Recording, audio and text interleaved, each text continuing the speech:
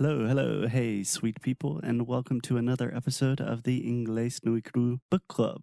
Today, we are going to start with some big picture questions about reading, and then we will gradually begin to narrow our focus.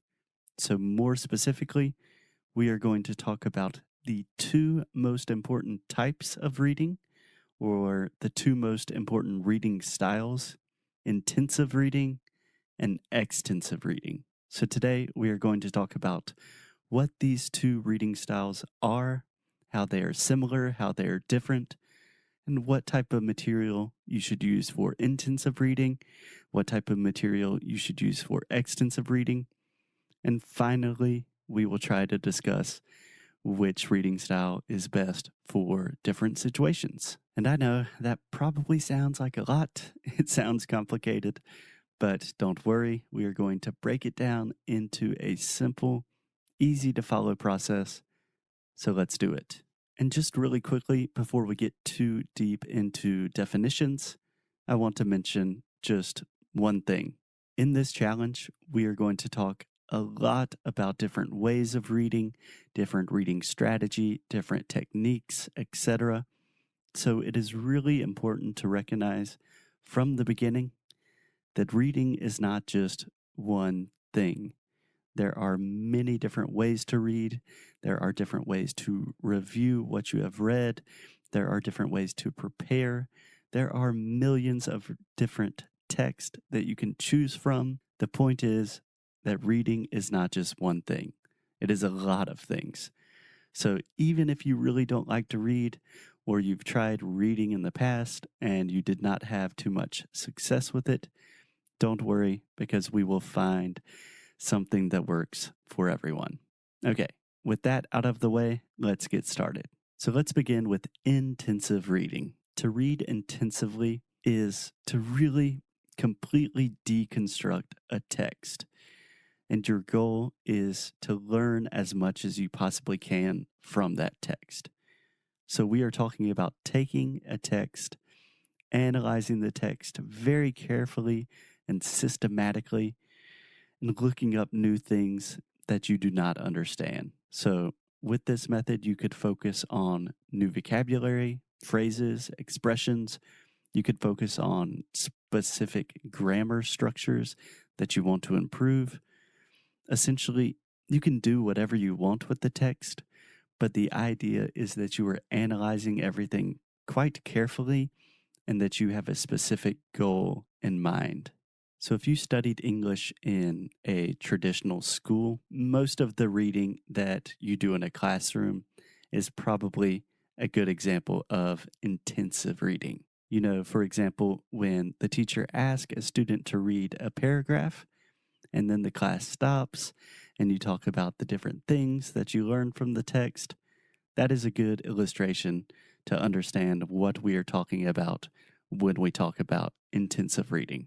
So let's think of some examples. Let's say that you want to improve,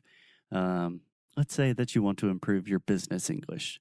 Or let's say more specifically that you want to improve your vocabulary in regards to international finance. Okay?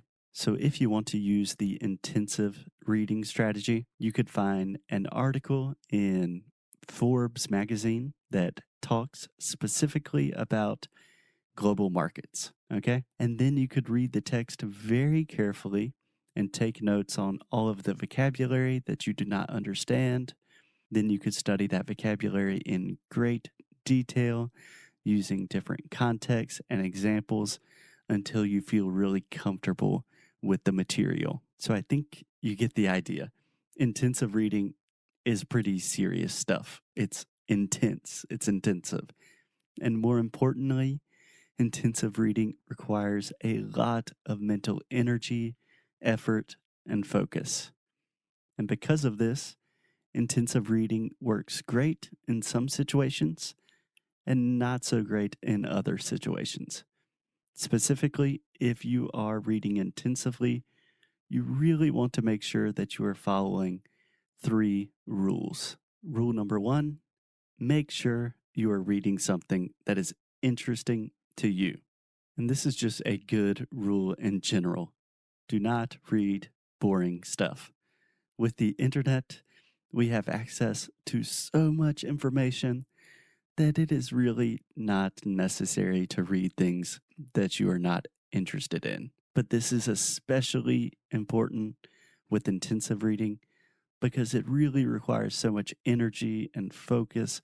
So you really need to be engaged with the material. Okay? So, rule number 1, read interesting stuff. Rule number 2, try to keep the material relatively short. Because we are talking about carefully analyzing a text, a longer piece of material is simply going to be too much work. You are going to get bored and eventually you are going to burn out. So, some examples that come to mind are blog posts, news articles, perhaps short stories, essays, poetry. You get the idea. When in doubt, the shorter is better with intensive reading. And in general, I think that 15 to 30 minutes a day is definitely enough when you are practicing intensive reading.